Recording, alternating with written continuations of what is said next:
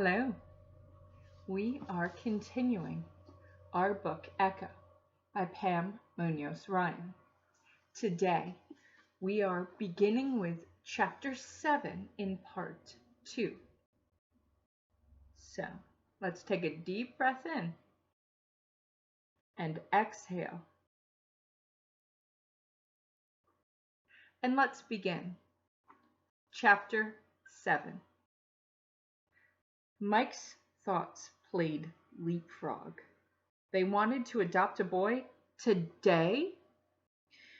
Mrs. Sturbridge was a rich woman. If she adopted Frankie, he'd have a home, he'd be safe, he'd have things, he'd probably go to a private school. And Mike would know where he was. This was Frankie's chance. "The papers have been readied in accordance," said Mr. Golding, reaching for his briefcase and opening it on his lap. "I can file them at the courthouse this afternoon. We're prepared to make a donation to the orphanage and give you a stipend for your personal attention to this matter." A smile played on Pennyweather's lips. "I will gratefully accept for the orphans."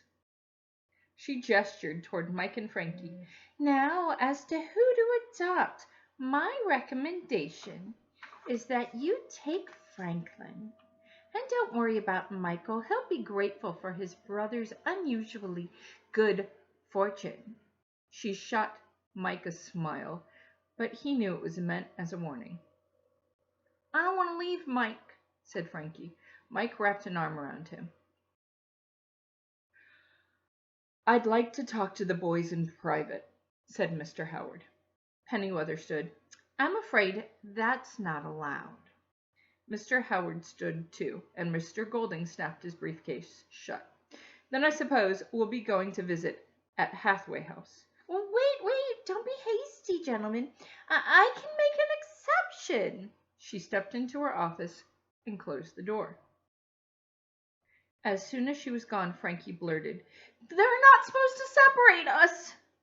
Mike looked from Mr. Golding to Mr. Howard. "Sirs, if you mean to take only one of us, it should be Frankie. He's one of the youngest here. Mrs. Pennyweather plans to put me out to hire soon. I'm not old enough, but I guess I'm big enough. It's why she's not too keen on me leaving. But if I'm out working for months at a time, I won't be able to look out for Frankie, and he's still little." "No, Mikey," whimpered Frankie, his eyes tearing up. "We stick together, remember? And we're going to save our money for harmonicas and try out for Hoxie's band, and he'll find us a home, and—" Frankie cried harder. Mike dropped to one knee and pulled him close. "Don't throw a fit this time. Don't you see? If you go today, I'll know where to find you, and you won't end up in a state home."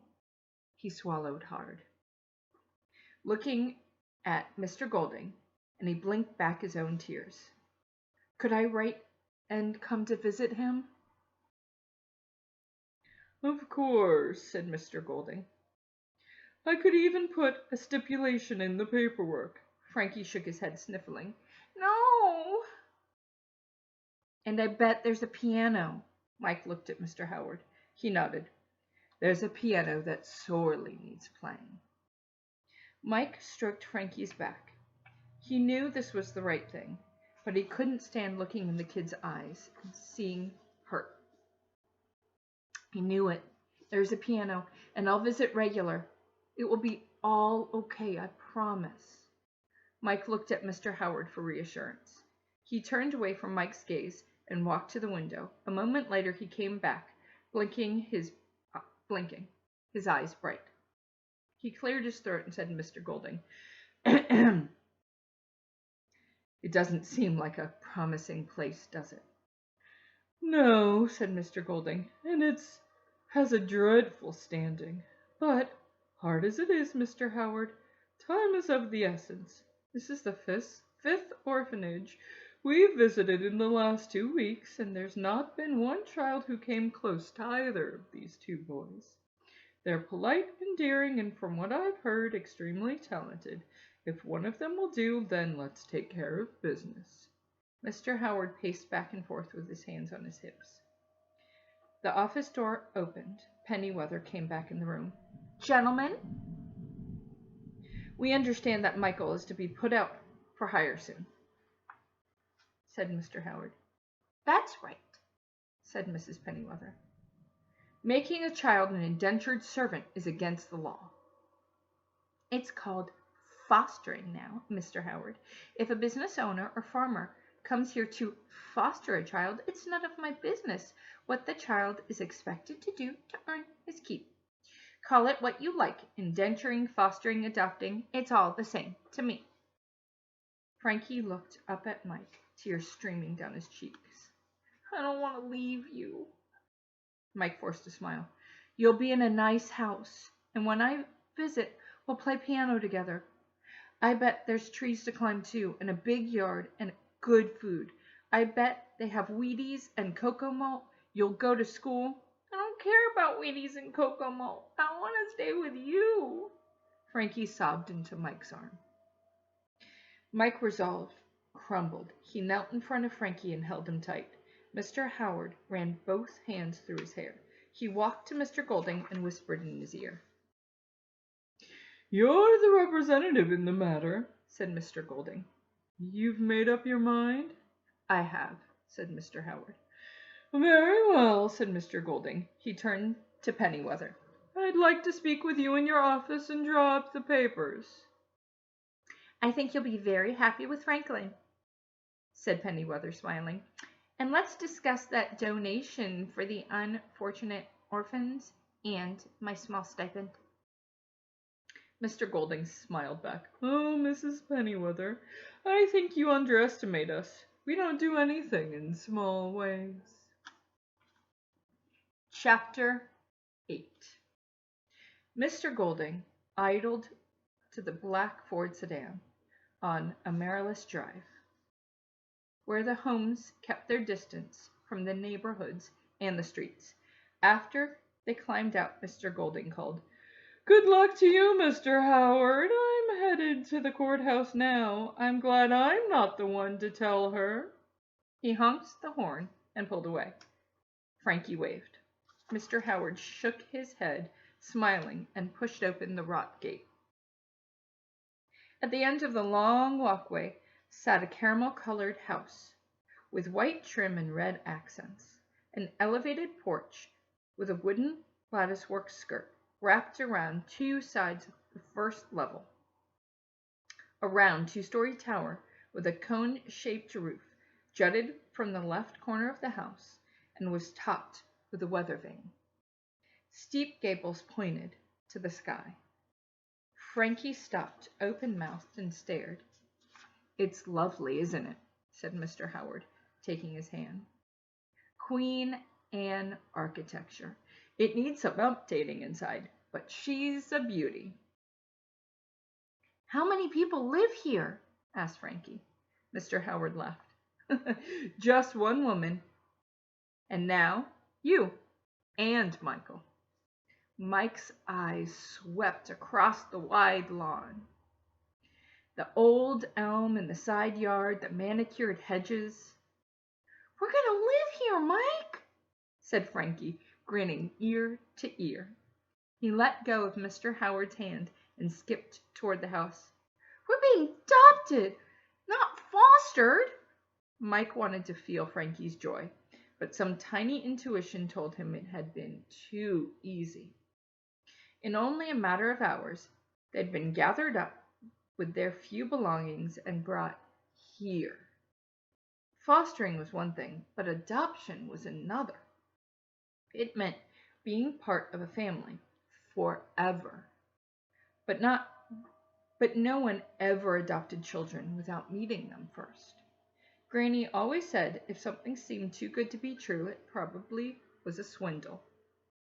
At the market, she had once shown him how the shiny waxed apples on the top of the bushel often hid the bruised and rotten ones underneath.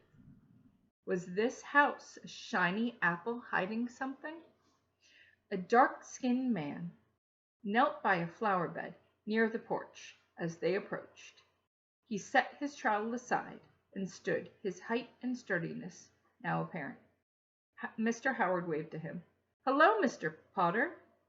This is Michael and Franklin, Mrs. Stu Burge's new wards." Mr. Potter looked from one to the other, wiped his hands on his green apron, and nodded. "Pleased to meet you." Mr. Howard turned to Mike and Frankie. "Mr. Potter is the groundskeeper, and Mrs. Sturbridge's driver. He keeps the Packard up and running. He is also married to Mrs. Potter, the housekeeper. Mr. Potter, would you like to come inside for the introductions?" Mr. Potter shook his head. "I best get back to the geraniums. Seems safer. Mr. Howard, sir, you just stirred the pot real good." He winked at the boys. "What pot?" asked Frankie. Mr. Howard smiled. "He just means things will be different around here from now on." Mike and Frankie followed Mr. Howard up the wide porch steps, where he rang the bell. "Here we go, boys." A woman in a gray dress and white apron opened the door. A pleated maid's cap, like a crescent moon, perched on her head. Her brown skin was the same color as her sleek back hair, which was knotted in a bun at the nape of her neck. "Hello, Mrs. Potter," said Mr. Howard. "Here we are. This is Michael, and this is Franklin. Boys, meet the woman who runs this house." Mrs. Potter raised her eyebrows at Mr. Howard. "Before you say anything," said Mr. Howard, "yes, they are boys, and there are 2 of them. Where is she?" "In the library, sir, and might I say you are a brave man." "I'm glad I'm not the one to tell her. Seems safer. Stirred the pot real good. Brave man? Why are they talking in code? He and Frankie had been adopted. Wouldn't Mrs. Sturbridge be happy to see them?" They followed Mr. Howard inside and stood in an entry hall the size of Granny's entire apartment. The floor was checkerboard of black and white marble squares. A wide stairway with a dark wood banister hugged the left wall and curved toward the second story. "Wow," whispered Frankie, craning his neck upward and pointing to the gilded chandelier dripping with 3 layers of giant teardrop crystals. "She must have lots of money." "Shh," said Mike, even though he was thinking the exact same thing. So this was how rich folks lived. Mike had never felt poor, but he'd never known any different either. When they'd lived with Granny, they'd had enough to eat and a safe place to sleep. And they had Granny, who loved them, so nothing else mattered. She used to say she never wanted for splendor as long as she could have a piano and her 2 boys. If she could have seen all of this, she would have said that none of it made one bit of difference unless the owner's heart was as beautiful as the house. "Michael, Franklin, wait here." Mr. Howard pointed to an upholstered bench. He walked through a set of double doors and on the left and shut them partway behind him. Mrs. Potter headed down the hallway, shaking her head. "There's a storm a-brewin', sure as I live." Mike sat on the bench and watched Frankie walk halfway up the staircase. "Boys," yelled a woman's voice from behind the doors, "I send you for 1 girl, and you come back with 2 boys. How could you?" Mike felt his stomach twist. He checked to see if Frankie had heard, but he was too preoccupied with sliding his hand along the stair banister. "You appointed me your representative, so I made the decision," said Mr. Howard. "And it's the right one. The papers have been filed. They're brothers, and I couldn't bring myself to separate them. You'll understand that, I hope. And besides, 2 will be easier. They'll have each other. Now come and meet them. They're in the hall." Her voice was shrill. "What have you done?" "Only what was required," said Mr. Howard. "Something you left until the final hour." "I never thought it would come to this. I'm trying to get things changed." "And I'm afraid you're out of time," said Mr. Howard. Mike heard something hit the wall, then glass breaking. Frankie darted from the stairs to Mike's side. It's okay, Frankie," whispered Mike. At least he hoped it was. She had wanted a girl, and Mr. Howard came back with them. If it had mattered so much, why hadn't she chose the child herself? Something didn't feel right. Mike pulled Frankie in front of him and looked him square in the eyes. "We need to watch our every step and remember our manners. We don't want to get her angry. Understand?" Before Frankie could answer, Mr. Howard stepped out of the library. He stood by the door waiting. A woman appeared next to him, her mouth set in a grim line.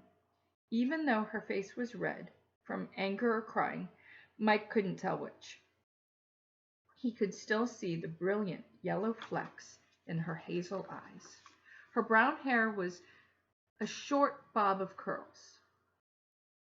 Her black dress came past her knees. In her high-heeled shoes, she was as tall as Mike, but thin as a willow. A powdery vanilla scent surrounded her. The way Frankie gazed up at her, Mike could see he was smitten. "Michael Franklin, this is Eunice Dow Sturbridge," said Mr. Howard. Mike nodded. "Ma'am, thank you for adopting us." Frankie blurted, "Are you going to be our new mother? You are much prettier than we expected, and you smell lots better than Mrs. Pennyweather." Mrs. Sturbridge's eyes filled with tears as she looked them over and made a face as if she'd just seen a dead animal in the gutter. She turned and hurried up the stairs. At the top, she leaned over the railing and yelled, "Get them to Mrs. Potter, immediately!" She disappeared down the hallway. A few seconds later, a door slammed so hard that the chandelier tinkled. "Believe it or not, boys," said Mr. Howard, "that went well." Chapter 9. A bar of soap floated on the steaming surface of the water in the claw-footed bathtub. Mrs. Potter stood in front of Mike and Frankie with her arms crossed, appraising their cleanliness. She did not seem pleased. Mike had seen that look before in Granny's eyes every Saturday when they had taken a bath, whether they needed it or not.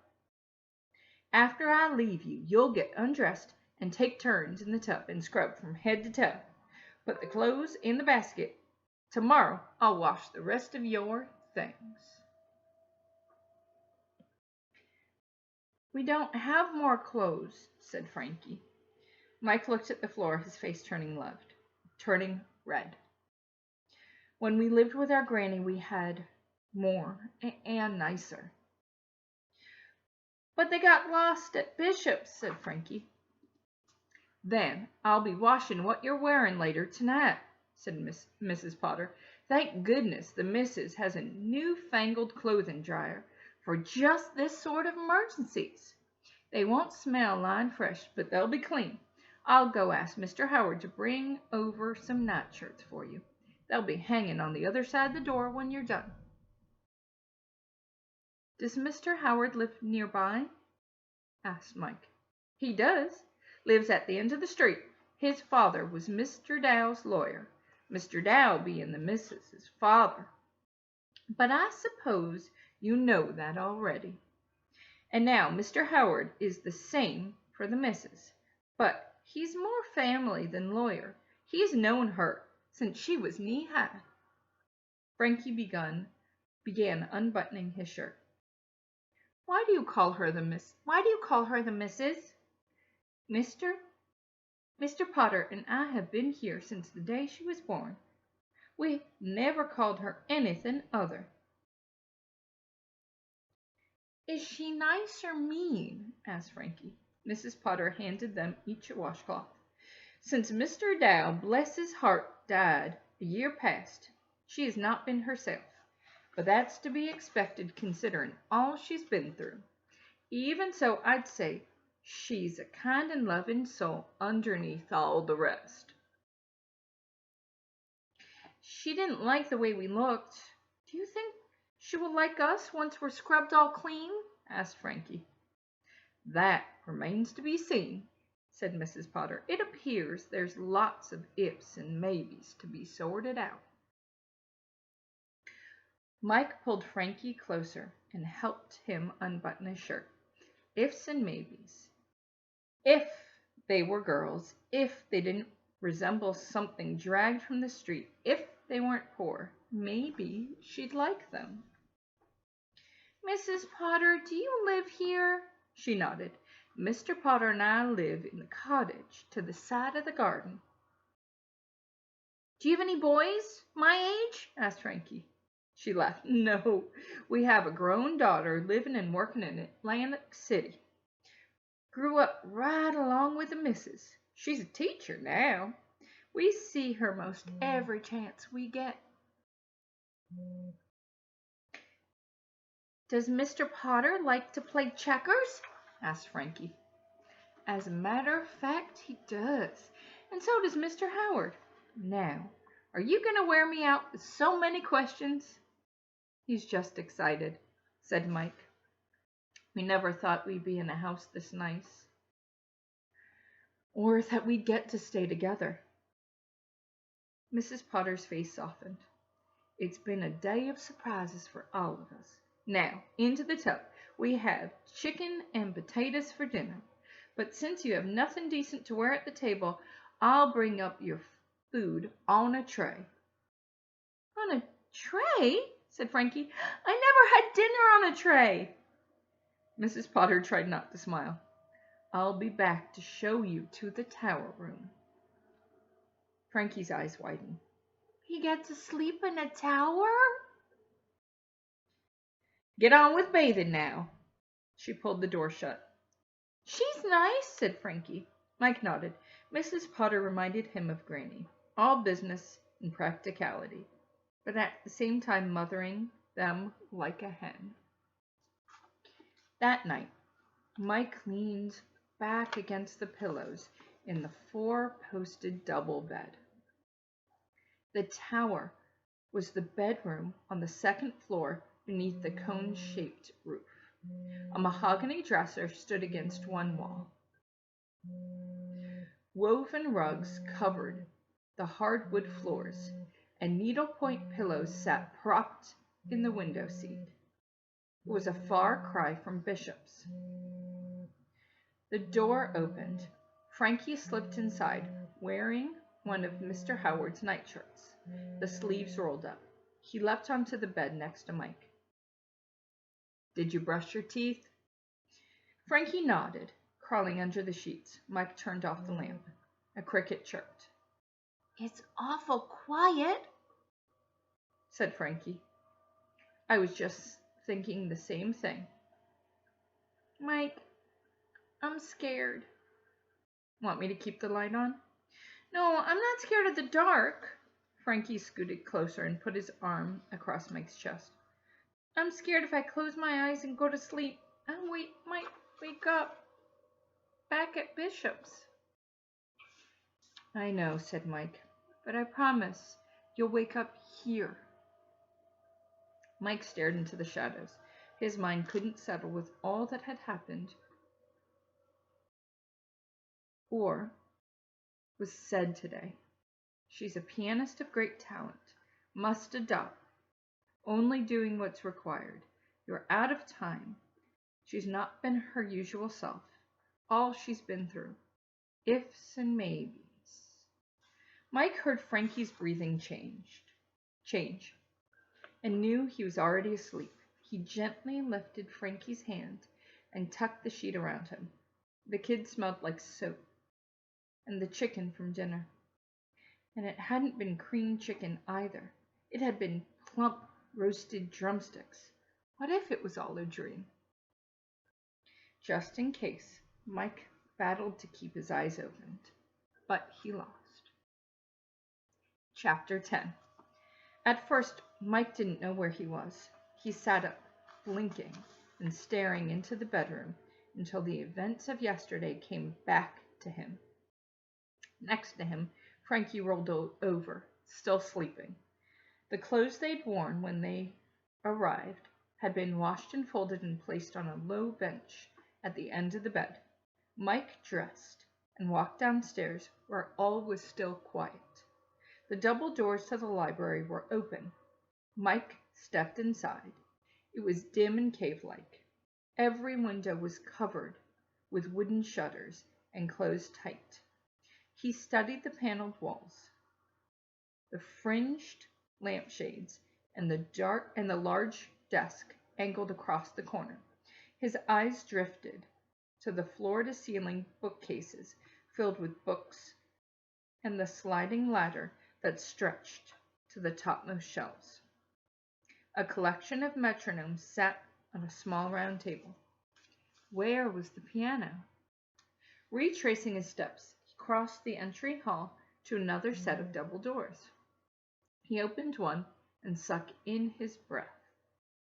The morning sun streamed through the tall windows, illuminating tiny specks of dust in the air.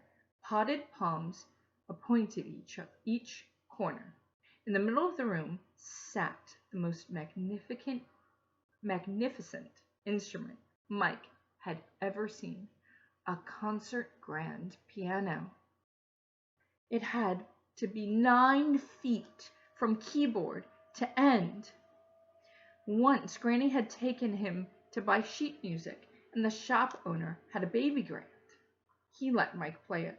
The notes had seemed to leap from inside the instrument, the sound flying around the room. What power would an even larger piano hold? Mike ran his hands over the shiny ebony wood. He raised the lid and pulled the prop into place. For a few moments he gazed at the intricate insides, the tuning pins, the treble, and the bass strings, the soundboard and the hammers sliding onto the bench. He squeezed his hands into fists, released them, and spread his fingers wide. Hadn't Mr. Howard said the piano sorely needed playing? Hadn't they been chosen from bishops because they were musical? If Mrs. Sturbridge heard someone playing, maybe she'd be pleased. Was that one of the ifs and maybes?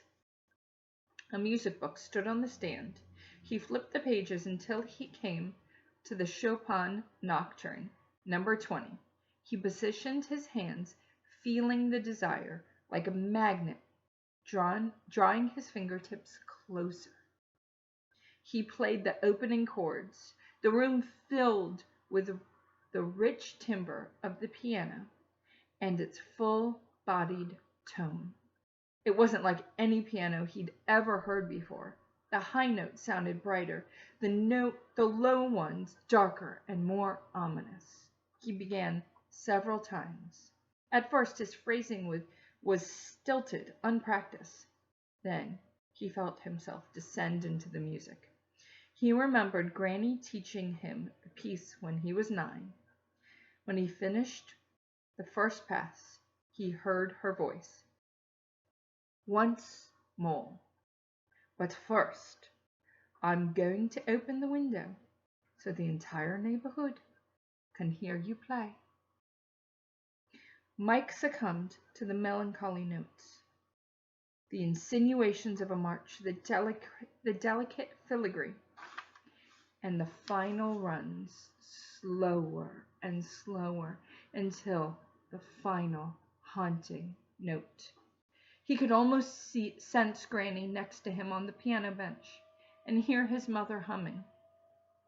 He was startled by a strange sound, a cross between a squeak and a gasp. He looked up. Mrs. Sturbridge stood in the doorway, her hand on her heart, as if she'd seen a ghost. Before Mike could say a word, Mrs. Potter rushed in the room. I'm sorry, Mrs.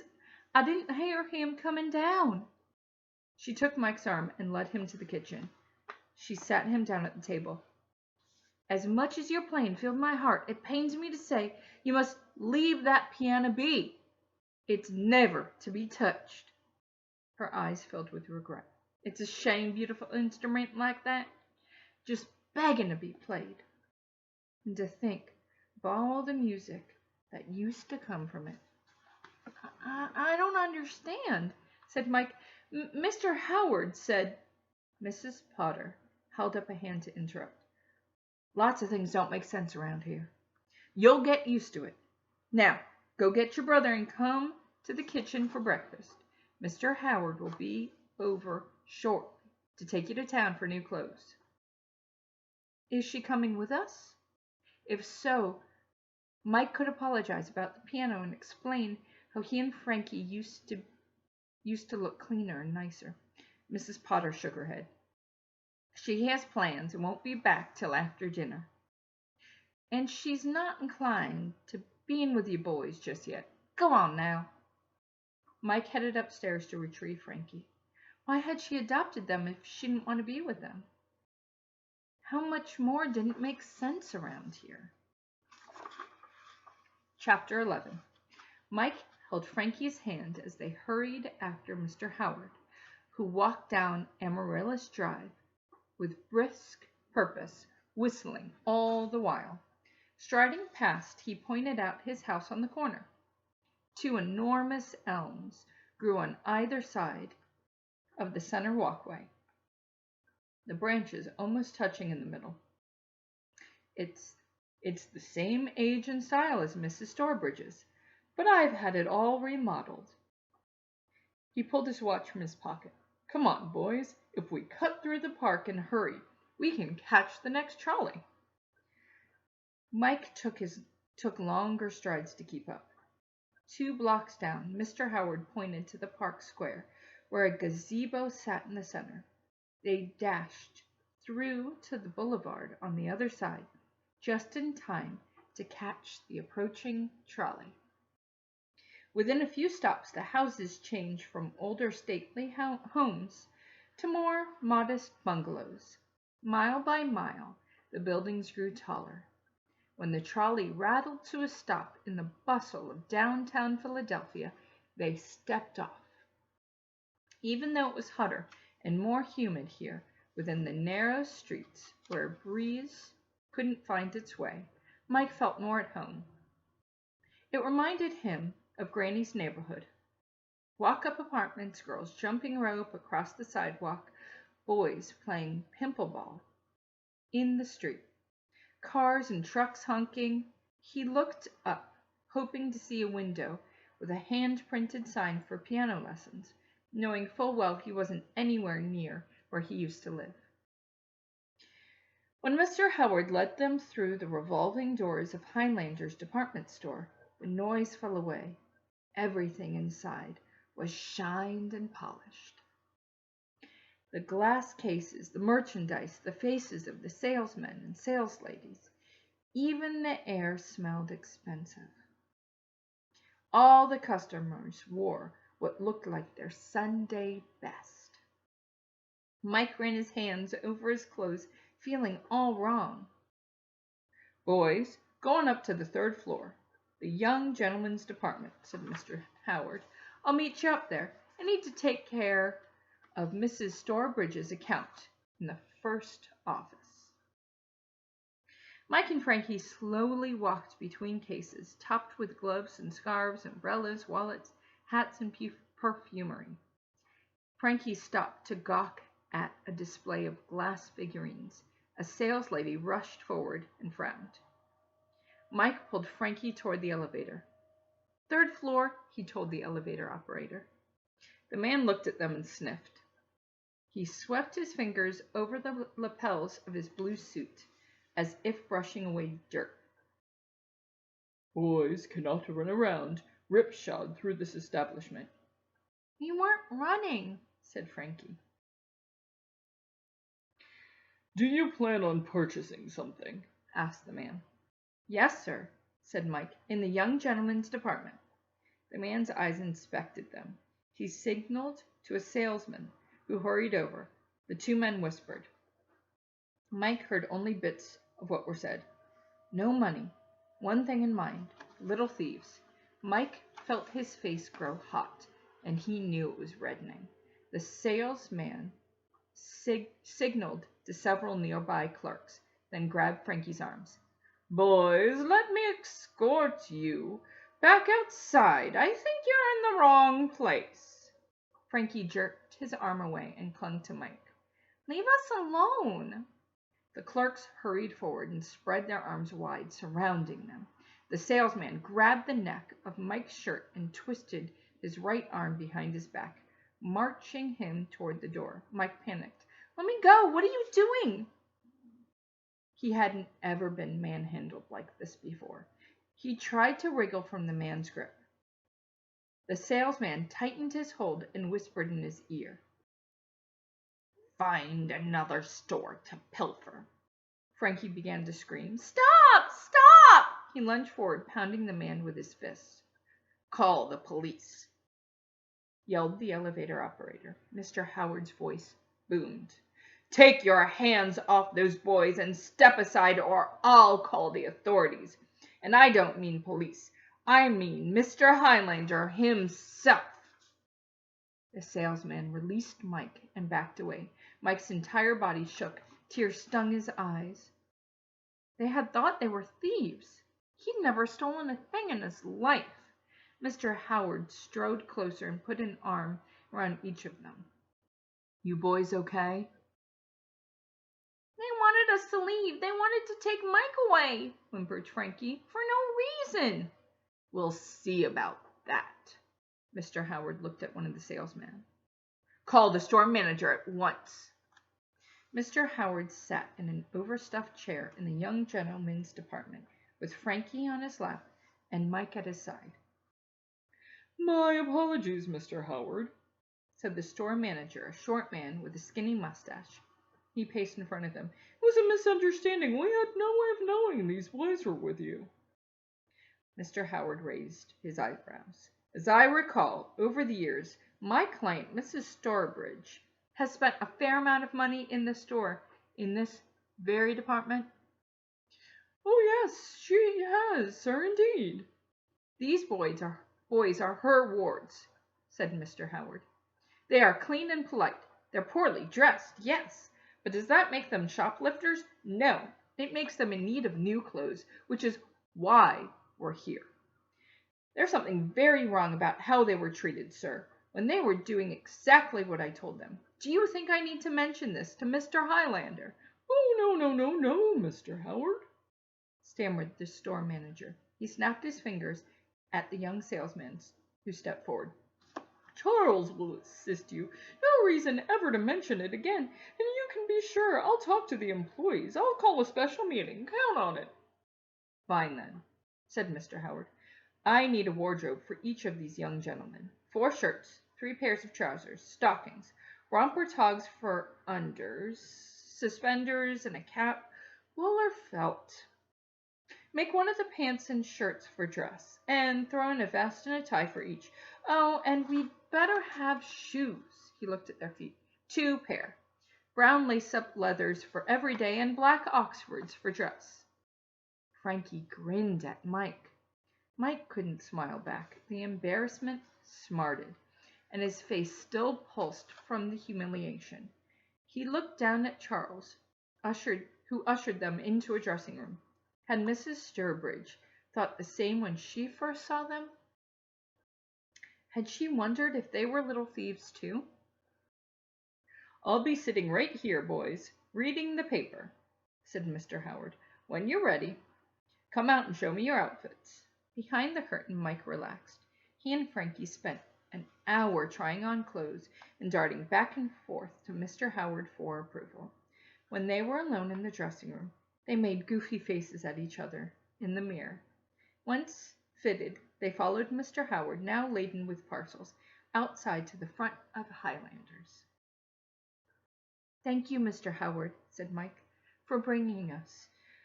We never had so much new or nice at one time.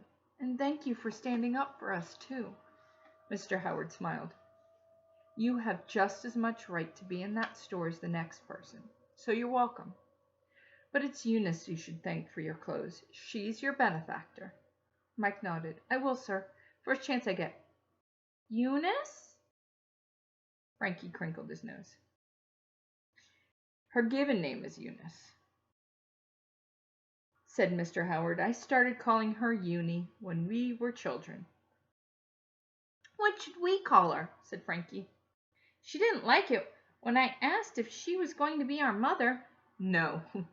Well, let's give her some time," said Mr. Howard. "For now, just Ma'am or Mrs. Sturbridge will do." As they headed down the street, Mike couldn't stop peeking at himself in store windows. Was it really him? He didn't look at all like something dragged from the gutter. He looked smart and new, as if he belonged with Mr. Howard. Would Mrs. Sturbridge, or Ma'am, or whatever they call her, agree? And that's where we're stopping today.